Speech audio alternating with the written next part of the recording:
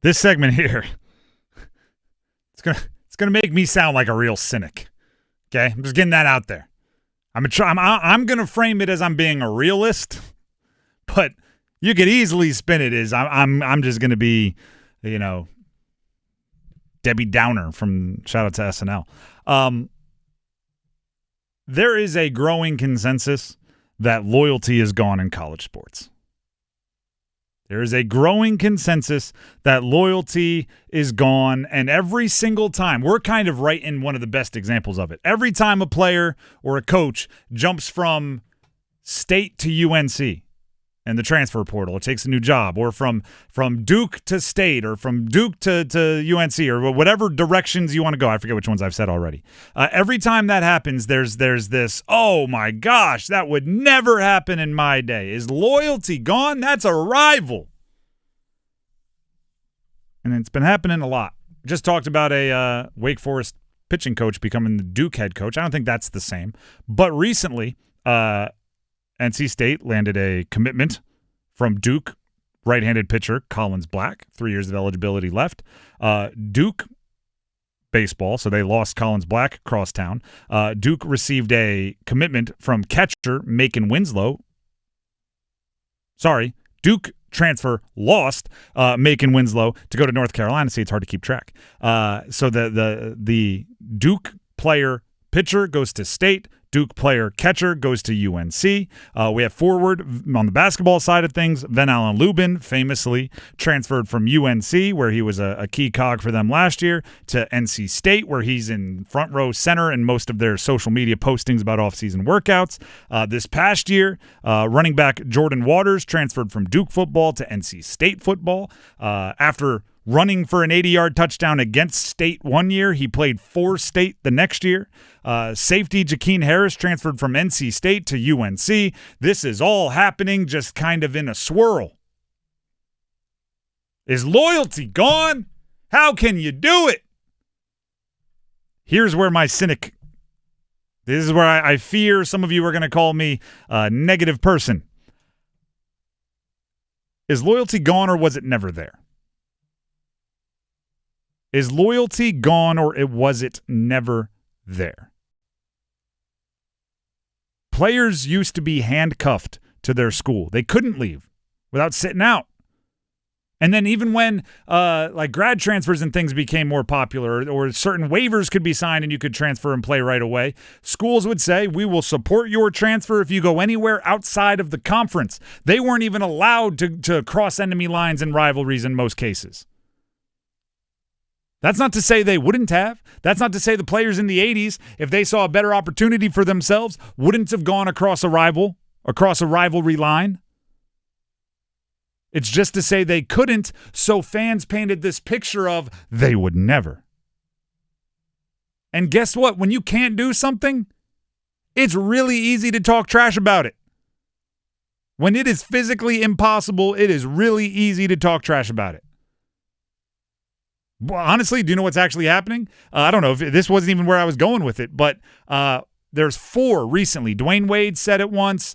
There's a whole bunch of former NBA players right now that are having a lot of fun talking like Kobe wasn't all that, right?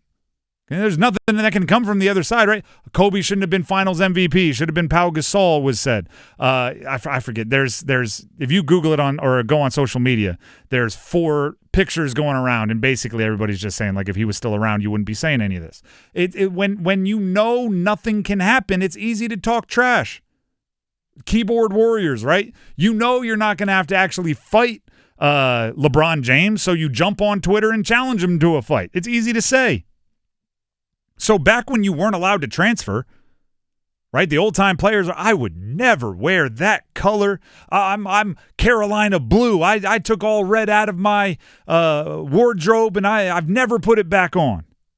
Yeah, well, you couldn't. So it's easy to say, right? We'll never find out. The fact of the matter is, your college sports career is fleeting. Right? It's 4, maybe 5 years of your entire life. You try to maximize it in some ways in a selfish way. right? I played college sports and I was sacrificing for the team, and I think everybody glorifies that. And you need to do that to win. You need some guys that are willing to sacrifice, but at the same time, if there's a way you can go somewhere else and be a star, if there's a way you can go somewhere else and turn your college career into a pro career, most people are going to take that. And I'm not saying that there's not some out there that grew up fans of, right? If you grew up, in Chapel Hill, and your earliest memory, like the burnt memories that are spotty, but you kind of remember them from when you were 4 years old, was you going to a college basketball game and cheering for Raymond Felton? Like, okay, yeah, you might never play for NC State. But if you're a UNC recruit from Texas, and you grew up a fan of the Longhorns, but you picked UNC after the recruiting process, and now you think NC State's the best, you're not gonna go, I don't know. That those 18 months I spent in Chapel Hill, I'm now bound to them for life. And in any other scenario, it'd be strange. In any other scenario, it'd be strange. I'm going to let you in on a couple other secrets here. I know people that work for certain internet providers. If their employee discount gets them the lowest deal, they'll get internet from their own company. But if their employee discount isn't lower than whatever they can find at some other internet company, they go to the other one because it's what's best for them. They're not going to spend more money out of loyalty. And I mean, pick your industry. I don't know why I picked internet providers there. Pick your industry, right? I work for Under Armour. They're good to me. They pay me well.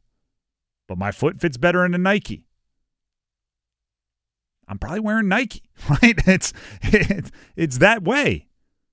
So before you razz these young adults, right? They're not kids. Let's call them adults. Before you razz these adults making money to further their athletic career, just realize there's a good chance the ones you idolized as a kid would have done the same thing. Don't compare them to some idealized version that we'll never know the actual answer to. Loyalty in sports is gone. Loyalty in sports was never there. The kids just never had the option to be disloyal. We just hit it, right? It's like, my son would never throw a baseball through that window. Also, I've never allowed my son to have baseballs. It's like, oh, you don't even know if he's going to throw it through the window or not. Probably, as they say, and then people get really mad when they say, boys will be boys.